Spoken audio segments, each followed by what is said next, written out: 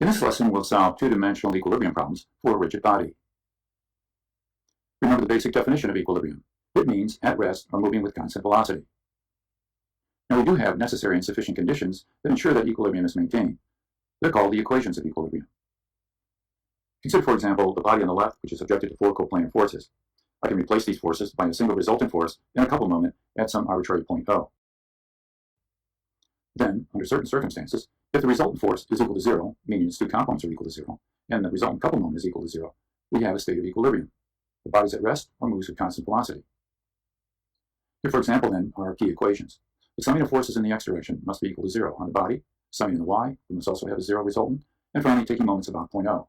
Now, this point O can be on the body or it can be off the body. It really doesn't matter where it's located. But if these three equations are satisfied, then equilibrium is ensured. Apart from using the three core equations, we can also set up another set of equations that will also ensure equilibrium. We can sum forces in the x direction, and then we can take moments about two other points, for example, A and B.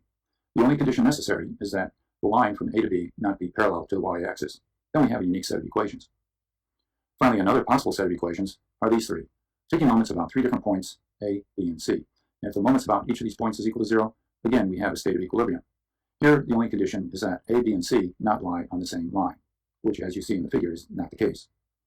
But most of the problems that we solve in the lessons that follow will all use the basic equations, summing forces in the x direction, the y direction, and taking moments about a point, setting them all equal to zero to ensure equilibrium. Let me demonstrate the idea with a simple example. Here we want to determine the reactions on this beam, so what would be the first step? Well, I hope you said draw a free body diagram. When we do that, we will replace the distributed load by a single resultant force. That means we need to find the area underneath the triangle here. 1/2 the base times the height. 1/2 of 6 times 15. That gives us 45. And of course, the units are kilonewtons. Now at A, how many unknowns do we have? Well, there'll be two, won't there? Because we have a pin. And we'll label these as a sub x and, of course, a sub y. How about at B, how many unknowns? There's only one, and that, of course, is by. Do you see why this distance is 2, by the way? It has to do with finding the centroid of a triangle, or the geometric center. That's 1/3 of the way over from the base. In this case, it happens to be 6 meters. Of course, 1/3 of 6 is 2. All right, now we'll begin by summing moments around point A.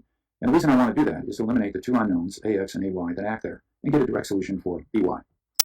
We have the moment of the 45 kilonewton force. That moment is, of course, negative. So let me write it as minus 45 times the moment arm of 2.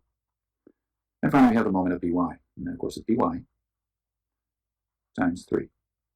And all of this must equal 0. I can solve for BY, and when I do, I get an answer of plus 30. It comes out positive, and that indicates that the arrow I'm showing on my free body diagram is correctly drawn. Had I gotten a negative value, it would mean it would go the opposite way. I can now use that result, and I can sum forces in the y direction to get my other unknown, AY. So let me do that. I have AY up, I have minus 45, and I have the plus 30. And I set this equal to 0, and when I solve for AY, I get 15. And finally, I'll sum forces in the x direction to get AX. And AX is then equal to 0. Please don't make the mistake of just second-guessing yourself and realizing right away that AX is 0. Set up the equations in a formal manner and then solve them to be sure you've got all your data down correctly. And that way you won't make mistakes when you solve problems. All right, now I'd like to talk about two unique situations that we often find when we solve equilibrium problems. One of them is called two-force members. Here's the idea. This member is a pin connected at both ends to some supports. At the ends, the pin reactions must both be equal but opposite and colinear. And the reason that's so is because we have to satisfy the conditions of equilibrium. If I were to sum forces in the x direction, it would prove that f of A must be equal and opposite to f of B. Summing in the y, of course, we have no loads, and so this one doesn't come into consideration. Finally, I could take moments about point A. I see that the force line of action, f of B, or F, must pass through A. In other words, the two forces must be colinear for equilibrium. If that wasn't the case, the bar would rotate about point A. And so these conditions should be always remembered in order to simplify equilibrium analysis. Let me show you a few examples of where we find two-force members. For example, here, we have a link which is connecting these two girders together, and this is a two-force member. In other words, it's pin connected at each end, and so therefore the force at each end must be equal, opposite, and colinear. The reason engineers use the link is because it allows freedom of expansion and contraction of the girders between them, and therefore there are no induced extra stresses or forces between the girders due to temperature changes, and the bridge is freely supported then without cracking or causing distress.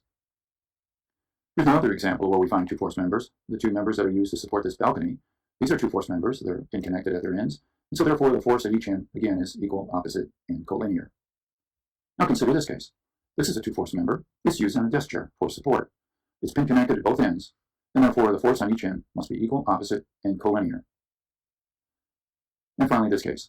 This is called a pawl, and it's a two-force member. Why? Because it has a force here at the gear and a force here at the pin, and therefore the force at each of these points must be equal, opposite, and colinear with one another. Now, apart from two-force members, we can also have a three-force member, and if we can spot these, again, we can simplify an equilibrium analysis. For example, consider this case.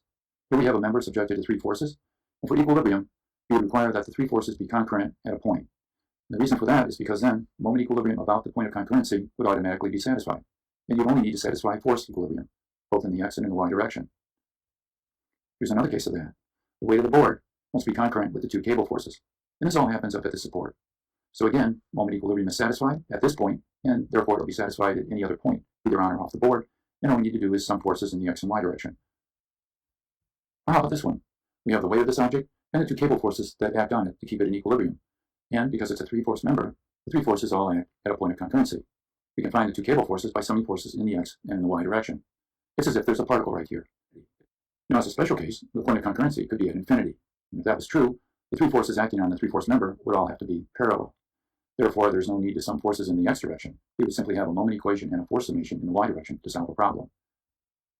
For example, the weight of this vehicle and the two forces that the road exerts on the tires of it make it a three-force member. And we get the result for the supporting force back here by, say, taking moments around this wheel. Once we had it, we can sum forces in the y direction, and we can get this reaction. Finally, let me say a few words about constraints and statical determinacy. Here we have a case of what's called redundant constraints. This beam has too many supports that are needed for equilibrium. Let me show you. Each roller supports a force on the beam, and the fixed wall, of course, supports it with three reactions. We have a total of 5 unknown reactions. We have only 3 equations of equilibrium, and so we have 2 additional unknowns. We call these redundant constraints. You can remove the rollers. So the beam is really referred to as statically indeterminate. And we say indeterminate to the second degree because we have the 2 additional unknowns that we don't really need. You can find them using the ideas of mechanics of materials, which is in another course. But for now, we will never solve problems that involve additional constraints on a body because we simply can't solve those problems yet. Now, another type of situation is when we have improper constraints. For example, this beam is supported only by 2 rollers. If I were to draw a free-body diagram, the rollers exert only vertical forces on the beam. So there's no horizontal supporting force, and so the horizontal component of the force F will allow the beam to move out of equilibrium. If you look at the top figure, you'll see it moving to the left, and of course, eventually it will fall off the roller and collapse. So this is a dangerous situation. Parallel forces, as you see, for support are not enough to keep the beam from moving. Now, besides being parallel, sometimes you may have forces that are concurrent at a point, and then the beam is still improperly constrained. That happens here. If I draw the free-body diagram, the roller exerts a horizontal force on the beam, and the pin, of course, has 2 reactions. If I were to take moments around this point, the beam would be out of equilibrium, because the supporting force creates no moment around this point, and the moment of the force F will cause the beam to rotate, as you will notice up here. So keep these ideas somewhat in mind when you solve problems. Supporting forces that are all parallel can cause the structure to collapse, and they can also cause the structure to collapse if they're concurrent. All right, now that we've completed these ideas on two-dimensional equilibrium, we'll end the lesson.